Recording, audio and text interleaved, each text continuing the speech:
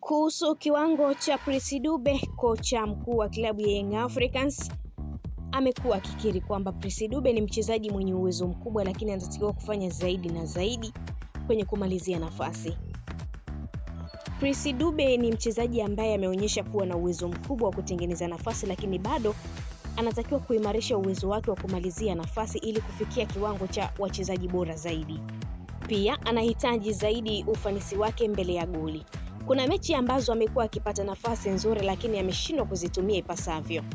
Hii inahitaji jitihada za ziada kwenye mazoezi na pia kumwelekeza namna ya kuwa na utulivu zaidi anapokuwa mbele ya goli.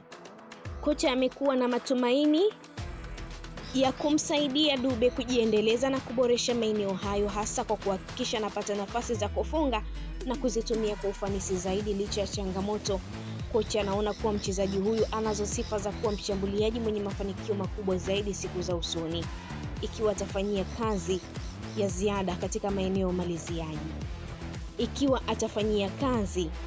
Mambo ya ziada katika maeneo maliziaji.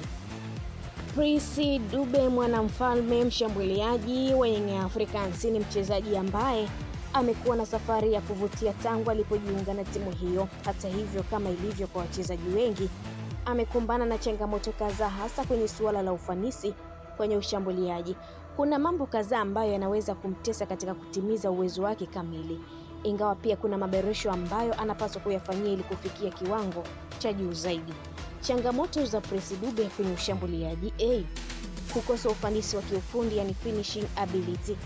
Kama mshambuliaji, Prince Dube amekumbana na changamoto za kukosa ufanisi katika kumalizia nafasi za kufunga, yani finishing. Kwa wakati mwingine amekosa mabao ambayo anapaswa kuyafunga, jambo ambalo linazua mashaka kuhusu uwezo wake wa kumaliza nafasi akitumia mguu wake wa kulia au wa kushoto. Hii inaweza kuwa moja ya changamoto kubwa anayokutana nayo, kwani kama mshambuliaji, mwisho wa mchezo unategemea sana uwezo wake wa kutengeneza na kumaliza mabao. Kutokuwa na uwezo wa kubadili mwelekeo wa mchezo. Prince Dube amekumbana na changamoto ya kutokuwa na mabadiliko ya haraka katika mtindo wake wa kucheza. Kuna baadhi ya mechi ambapo anahitaji kuwa na ufanisi zaidi katika kubadili mwelekeo wa mchezo, kuleta pressure kwa mabeki wa timu pinzani au kutumia nafasi zake vizuri. Hii ni muhimu hasa katika ligi yenye ushindani mkubwa kama ligi kuu ya Tanzania NBC, ambapo mabeki wa timu pinzani wanakuwa na umakini mkubwa kwenye kumzuia mshambuliaji wa aina yake. Viwango vya shinikizo na mahitaji ya matokeo. Kama mchezaji ambaye alisajiliwa kwa matarajio makubwa, Prince Dube anakumbana na shinikizo la kuhakikisha anafunga mabao na kuleta matokeo. Hii inaweza kumtesa kwa kiakili, kwani shinikizo la kutarajiwa kumaliza kila nafasi linaweza kumfanya ajikute anashindwa kuonyesha kiwango chake cha juu. Kukosa muda wa kutulia kwa timu nzima. Hali ya mabadiliko katika timu, kama vile mbinu za kocha au uchezaji wa timu, inaweza kumwathiri kiwango cha mshambuliaji au inaweza kuathiri kiwango chochote cha mshambuliaji ama mchezaji yeyote yule.